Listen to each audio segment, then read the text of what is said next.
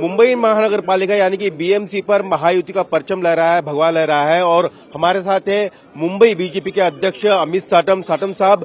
जिस तरह से महायुति को विजय हासिल हुई है, उद्धव ठाकरे, राज ठाकरे कह रहे हैं कि धन, बल, सत्ता सबका दुरुपयोग हुआ है, ईवीएम से लेकर शाही तमाम बातें कह रहे हैं और कहे कि इसके बावजूद भी हमारी जीत हुई है। हमने इन सबको जो है पूरी ताकत से हम जो है लड़े हैं और जीती भी अच्छी सीटें हमने। देखिए, चुनाव के पहले भी मैंने ये कहा था कि इस प्रकार की रुदाली करके चुनाव के नतीजों के बाद में स्पष्टीकरण देने की ये तैयारी कर रहे हैं।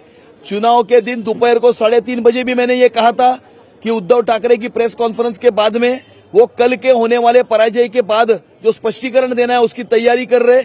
उसी प्रकार से पराजय होने के बाद में उन्होंने ये सारे कारण, ये सारे झूठ, ये सारे फेक नैरेटिव फैलाए हैं। लेकिन सच ये है कि मुंबई के मराठी आदमी ने, मुंबईकरों ने अपना पूरा विश्वास, साथ, सहकार्य, आशीर्वाद ये भारतीय जनता पार्टी महायुति के साथ में रखे हैं। शिवसेना, भारतीय जनता पार्टी महायुति के साथ में ये आशीर्वाद रखे हैं। और मिडवे मार्क के 114 है, उससे 4 सीटें ऊपर 118 नगर सेवक चुन के देकर हिंदुत्व में भगवा झंडा लहराने का निर्णय ये मुंबईकरों ने किया है। और मुंबई के मराठी आदमी और तमाम मुंबईकरों ने महायुति को अपने आशीर्वाद दिए हैं। राज ठाकरे मराठी अस्मिता की बात कर रहे थे, लेकिन उनकी पार्टी को इतनी भी सीटें नहीं मिली जितनी की ओवैसी की पार्टी को मिली है। ओवैसी की पार्टी को मुंबई में 8 सीटें मिली है और कई जगह पर उनको बड़ी सफलता मिली है, जो एमएनएस पार्टी यहाँ की उनसे ज्यादा। मैंने पहले ही कहा था कि डबल डिजिट में वो जाएंगे नहीं, क्योंकि झूठ फैलाना।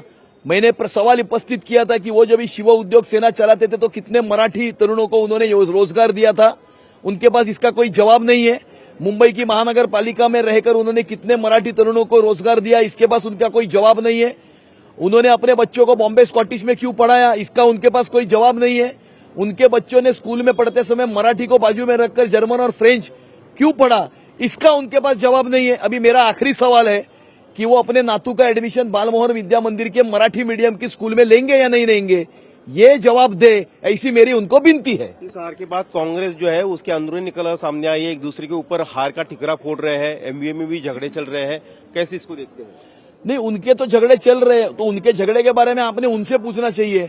उनके झगड़े के कारण मुझे पता नहीं है और इसीलिए मुझे ऐसा लगता है कि ये महाविकास आघाड़ी साथ में थी, तभी महाराष्ट्र की विधानसभा के चुनाव में 50 सीटें भी इनको नहीं मिली थी और उसके बाद में ये साथ में नहीं रह पाए और इसीलिए इसके ऊपर स्पष्टीकरण आप उनसे पूछें। सवाल ये है कि मुंबई का मेयर कौन बनेगा? मुंबई का मेयर महायुति का बनेगा, मुंबई का मेयर हिंदू बनेगा, मुंबई का मेयर मराठी बनेगा। क्या शिंदे शिवसेना को क्या कोई 2.5 साल का फॉर्मूला तय हुआ है? ऐसी बातचीत चल रही है, होटल में बाड़ीबंदी भी हो रही है। क्या उन पार्टी का महापौर बनेगा ये महत्व का नहीं है। मुंबई की महानगर पालिका में भ्रष्टाचार विरहित प्रशासन देना ये महत्व का है। मुंबईकरों की सेवा करना महत्व का है। मुंबई की सुरक्षितता को आबादित रखना यह महत्व का है। महायुति का महापौर मुंबई की महानगर पालिका में 5 वर्ष होगा। शुक्रिया। ये थे अमित साटम, जिन्होंने कहा कि अब मेयर जो है महायुति का बनेगा, कौन से पार्टी का बनेगा ये महत्वपूर्ण नहीं है। कैमरामैन संतोष देवटे के साथ सचिन चौधरी, इंडिया टीवी, मुंबई।